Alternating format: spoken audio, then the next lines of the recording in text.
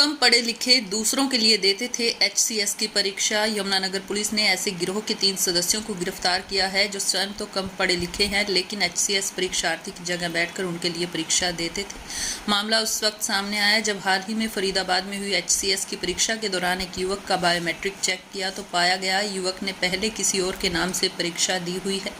मामला गंभीर था, पुलिस के लिए चुनौती थी, लेकिन फरीदाबाद पुलिस ने इसमें एक एफआईआर दर्ज की क्योंकि मामला यमुनानगर में पिछले वर्ष हुए एचसीएस की परीक्षा के दौरान से जुड़ा हुआ नजर आ रहा था। इसलिए मामला यमुनानगर पुलिस को सौंपा गया। यमुनानगर पुलिस अधीक्षक मोहित हांडा ने मामले की गंभीरता को समझा और मामले को सीआईए 1 को दिया। सीआईए इंचार्ज केवल सिंह ने इस मामले में अब तक 3 आरोपियों को गिरफ्तार किया है, एक डाक विभाग का पोस्टमैन भी जिसमें शामिल है। वास्तव में यह लोग एक कोचिंग सेंटर भी चलाते थे जिसमें लोगों को एचसीएस परीक्षा की तैयारी के लिए कहा जाता था, लेकिन इसी दौरान यह लोग परीक्षा में कैंडिडेट की जगह स्वयं बैठकर उन्हें परीक्षा में पास कराने का झांसा देकर मोटी रकम वसूलते थे। सीआईए इंचार्ज ने बताया कि इस मामले में संजय को गिरफ्तार किया गया, वहीं पवन और सुनील को भी गिरफ्तार किया गया है, जिन्हें न्यायालय में पेश कर रिमांड पर लिया जाएगा। 21/9/23 को एचसीएस का हमारे हरियाणा के अंदर एग्जाम था जिसमें फरीदाबाद के अंदर डीपीएस स्कूल में एक लड़का बायोमेट्रिक देते हुए जो सिस्टम होता है, बायोमेट्रिक सिस्टम होता है कंपनी का सर्वर में, उसमें आया कि इसी लड़के ने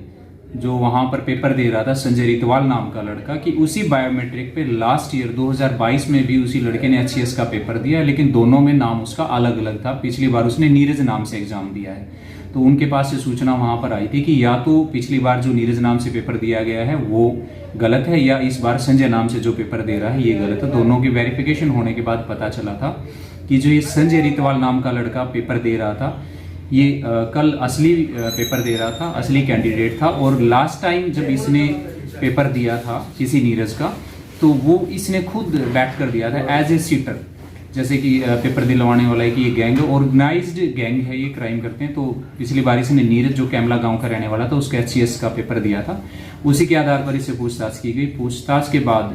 कार्रवाई के लिए वहाँ फरीदाबाद पुलिस ने 0 एफआईआर दर्ज की थी, क्योंकि घटनास्थल फिर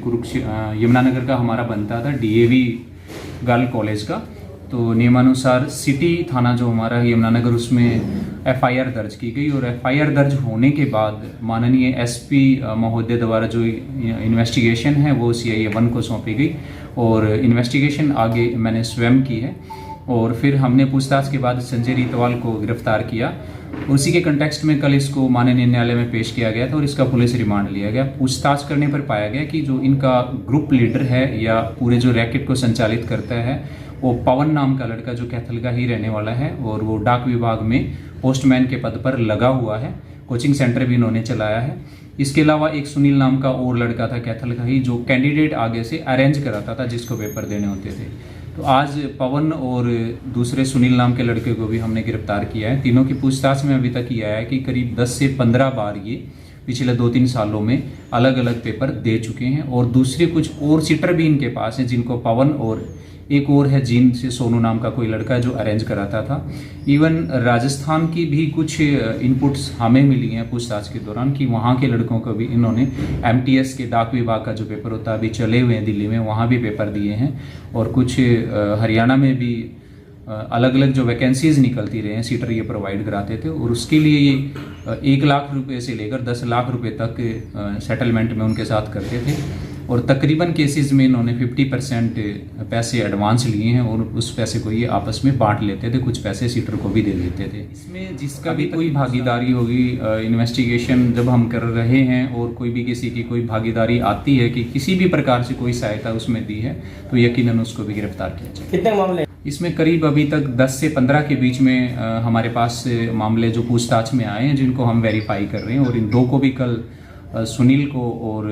दूसरा जो ये पवन है इनको भी कल पेश करके और पूछताछ की जाएगी, रिमांड पर लिया जाए। इसमें अभी तक रिकवरी हमारी नहीं हुई है क्योंकि अभी हमें जो प्रारंभिक स्तर पर हमारे लिए ज़रूरी था कि जो इसमें दोषी हैं, आरोपी हैं, किसी भी प्रकार उनको भनक पड़ने पर, खबर लगने पर वो भाग ना जाएं, तो उनको काबू करना, उनको अरेस्ट करना हमारे लिए ज़्यादा ज़रूरी था। अब इन्वेस्टिगेशन के दौरान जो भी इनसे जैसे संभव होगा इनके अकाउंट्स की डिटेल भी खंगाली जाएगी, जो जो इन्होंने ऐसे इस तरीके से पैसा कमाया होगा उसकी रिकवरी की जाए। जो अब तक पूछताछ में पता चला है और इनकी एजुकेशन क्वालिफिकेशन के हिसाब से देखते हैं तो मुझे ये लगता है कि ये ठगी करने के लिए ही ये काम करते थे, क्योंकि इसमें से ज़्यादातर वो हैं जो ग्रेजुएट ही हैं, सिंपल ग्रेजुएशन है या उन्होंने खुद ने कोई टेस्ट क्रैक नहीं किया है। अभी तक ऐसी कोई बात सामने नहीं आई।